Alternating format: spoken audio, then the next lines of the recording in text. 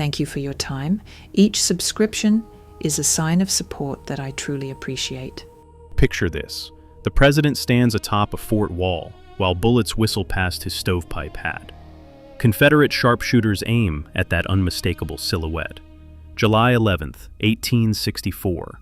Washington itself burns under siege. History holds its breath. Dawn breaks over Fort Stevens, and I can't stop my hands from shaking. 147 Ohio militiamen under my command. Most never fired at living targets. Behind us, Lincoln's government. Before us, 14,000 Confederate veterans marching closer. 3 years into this war, Richmond endures. Petersburg bleeds Grant's army daily. But Jubal Early sees opportunity where others see stalemate. Strike north through Maryland, capture Washington, force peace. One audacious gamble could end everything. Early's corps moves like gray wolves through Maryland heat. Shenandoah Valley fighters, hardened by combat, march faster than Union scouts can report.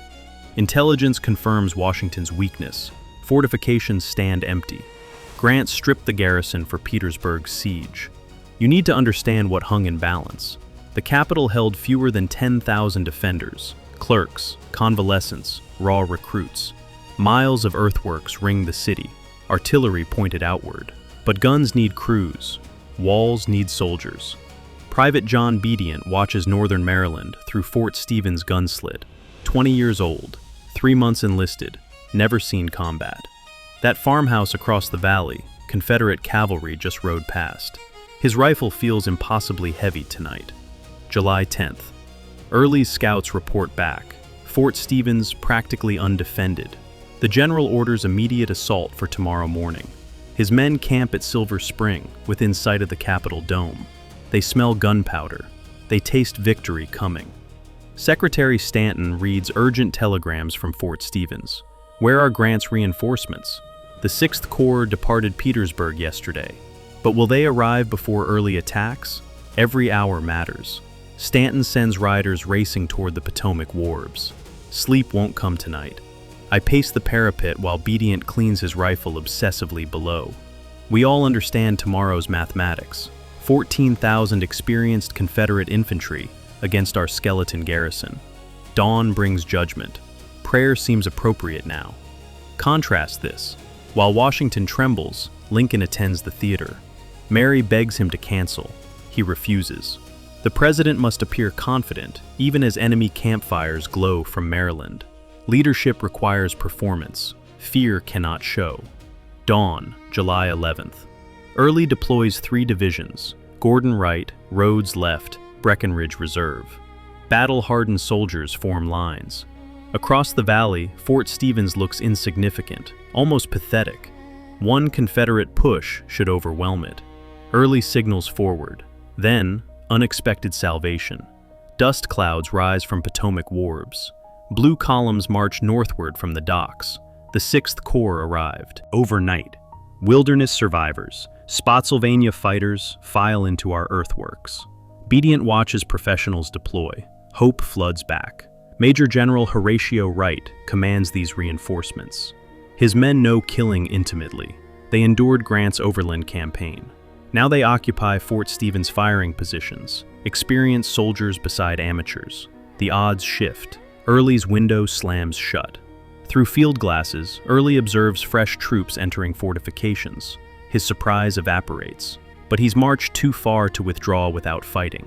Honor demands engagement. His artillery opens fire. Shells scream toward Fort Stevens. The earth erupts. Bedient crouches behind the parapet as explosions tear reality apart. Shrapnel whistles, dirt rains down. Nothing in Ohio prepared him for this concentrated hell. A veteran grabs his shoulder. Keep your head low, farm boy. Confederate sharpshooters infiltrate the tree line 300 yards forward. Every Union officer becomes a target. An officer raises his head to observe. Shot through the shoulder. He falls screaming. Blood spreads across sun-baked earth. Death selects randomly. News reaches the White House around noon. Lincoln insists on witnessing the battle personally. His cabinet protests strenuously. The president cannot expose himself to enemy fire. Lincoln dismisses objections. He boards his carriage. Fort Stevens lies 3 miles north. Imagine his reasoning. This war has ground Lincoln down. Casualty lists, political attacks, military failures haunt him nightly. Now enemies threaten his capital. He must see this moment. He must stand with defenders. Leadership requires presence. 4 o'clock. The presidential carriage arrives. Lincoln emerges, impossibly tall in civilian clothes. Soldiers gape. He climbs the parapet for better observation. If your birthday is this month, make sure to subscribe and leave a like, my friend. And tell me in the comments what topic you'd like to hear next. Confederate sharpshooters spot that distinctive silhouette. They adjust aim. Death watches. A surgeon beside Lincoln drops suddenly, shot through the leg. Blood pools. Officers scream for the president to take cover. Lincoln stands transfixed, watching Confederate battle lines advance. Another bullet strikes inches away. Wood splinters fly. Captain Oliver Wendell Holmes Jr. commands nearby. Future Supreme Court Justice witnesses presidential stubbornness. Legend claims Holmes roared, "Get down, you damn fool." Whether he actually said it remains uncertain. Lincoln finally ducks, grinning anyway. But Lincoln returns repeatedly throughout the afternoon. He watches soldiers fight. He sees men die. Death approaches close enough to touch. For the only time in American history, enemy fire targets a sitting president. Early's assault intensifies. Confederate infantry advance through smoke. Union artillery responds with canister shot, metal storms that shred flesh. Wright commits his entire corps. Blue and gray lines exchange volleys. The valley becomes slaughter. I'm obedient now. Load, aim, fire. Load, aim, fire. My rifle barrel burns, too hot to touch. Men fall around me, strangers who shared breakfast. Screams mix with thunder. Something fundamental changes inside me today. General John Gordon observes the strengthening Union position through smoke. More reinforcements arrive hourly. His men could break through, but casualties would prove catastrophic. Gordon sends word to Early. The moment has passed. Success now requires unacceptable sacrifice. Early faces his commander's eternal dilemma. Press attack and risk destroying his corps? Withdraw and preserve his army for later campaigns? He gambled everything, bringing men to Washington's doorstep. Now survival trumps glory. Confederate guns fall silent as sunset approaches. Early orders withdrawal under darkness. His men file back toward Maryland. They came within rifle shot of the capital. They brought war to Lincoln's doorstep, but the final valley proved impassable. Lincoln returns to the White House smelling of gunpowder. His clothes show dust and blood spatter. He's witnessed American soldiers dying to defend their capital. Tomorrow he'll return. Today changed him. Something inside shifted, hardened, clarified.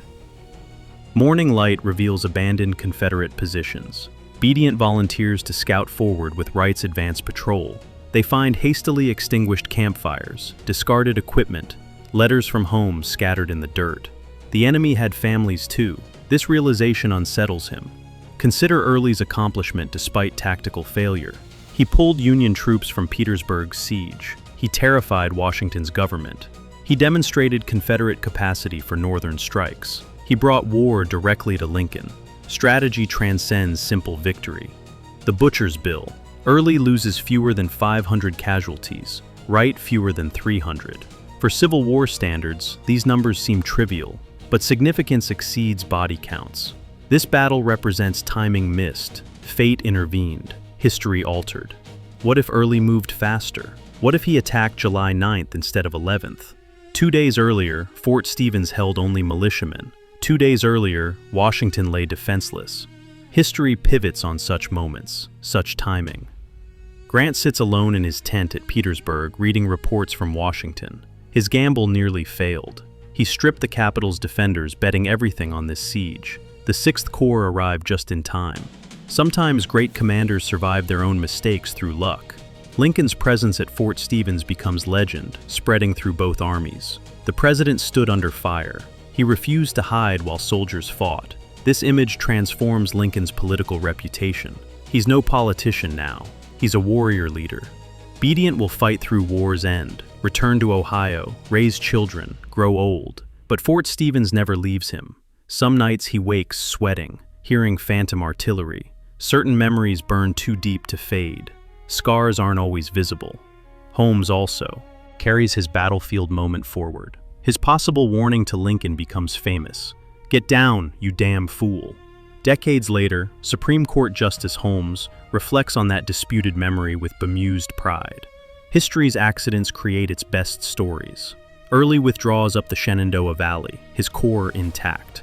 Grant responds by dispatching Philip Sheridan with orders. Destroy Early's army, devastate the valley completely, make northern strikes impossible forever.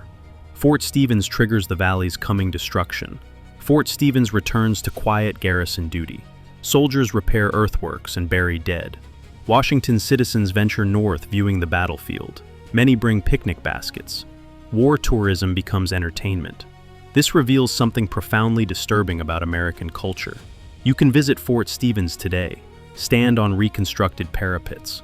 Imagine Confederate sharpshooters lurking in that tree line. Picture Lincoln watching, tall and vulnerable despite warnings. The land changed. Suburbs cover battlefields now, but memory persists underground. The battle influences November's presidential election.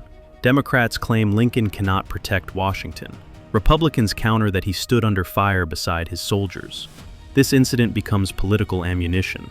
War and politics remain forever entangled, inseparable. Mary Lincoln heard artillery from the White House. She paced the mansion, terrified for Abraham's safety. When he returned unharmed, she wept with relief mixed with fury. The president's family suffered this war alongside everyone else. Confederate soldiers remember Fort Stevens differently. They approached so close to Washington. They glimpsed the Capitol dome. Victory seemed tangible, almost touchable. Then, Union reinforcements materialized. Always, the Confederacy reaches for triumph, grasps defeat instead. Wright receives criticism for not pursuing Early more aggressively. Some claim he could have destroyed the Confederate corps entirely. But Wright's primary mission was defending Washington, not chasing raiders. He accomplished his objective. Criticism often ignores actual orders. I pack my belongings 3 days after the battle. Thank you for your time. Each subscription is a sign of support that I truly appreciate. Despite our successful defense, someone must answer for the initial unpreparedness. Military bureaucracy demands consequences. My command ends here. I take one last look at Fort Stevens before leaving. Nurses at nearby hospitals hear the battle's thunder. They prepare for casualties that arrive throughout evening. Wounded men, bleeding, screaming, dying. Medical personnel work through the night without rest. Healing requires more than medicine. Compassion becomes essential. Secretary Stanton expands Washington's defenses immediately after the battle. More troops garrison every fort. Fortifications receive urgent upgrades. The capital will never again face such vulnerability. Stanton learns from near disaster. He won't permit a second attempt. Early's raid demonstrates the Confederacy's persistent desperation. 3 years in, the South still seeks dramatic gestures. Conventional victory seems impossible now.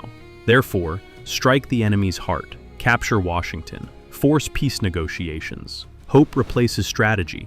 Private James Wilson reads newspaper accounts of Fort Stevens in his Petersburg trench. He fought at Fort Stevens last year before transferring south. His sacrifice mattered. They pinned Lee here while Washington faced danger. Grant's grand strategy worked. Barely. African-American soldiers garrison other Washington forts during this crisis. They stand ready to defend the capital. However, they don't fight at Fort Stevens itself. Racial politics still dictate military assignments. Even desperate moments cannot erase prejudice. Photographers arrive at Fort Stevens days later. They capture images of damaged earthworks and posing soldiers. These photographs preserve the moment for future generations. Visual evidence confirms verbal testimony. Memory requires documentation. Otherwise, who would believe it? Early's raid changes Shenandoah Valley operations completely.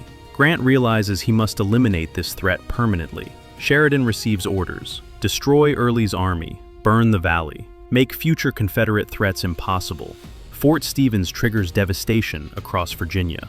Washington citizens experience genuine terror during the raid. They hear artillery clearly. They see smoke rising.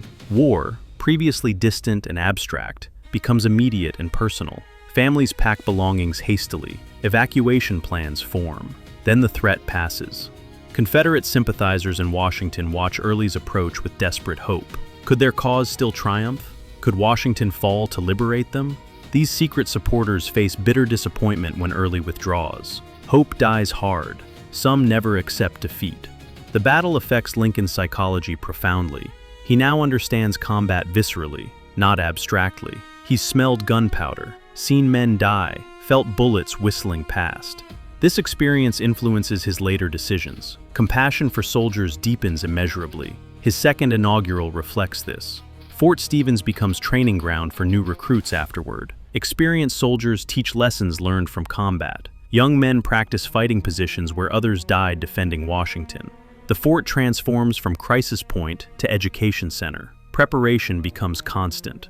Early's officers debate the raid's wisdom for years afterward. Could aggressive attack have succeeded? Should they have struck July 9th?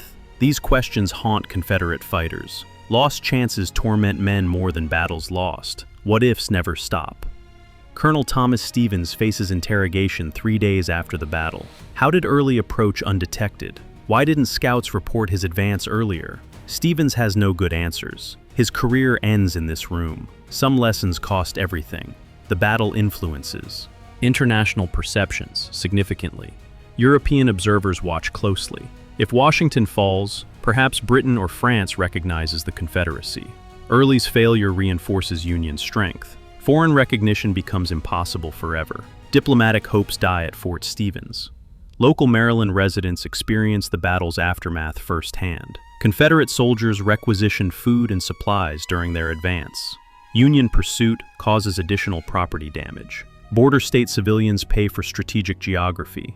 Their property becomes battleground. Neutrality proves impossible.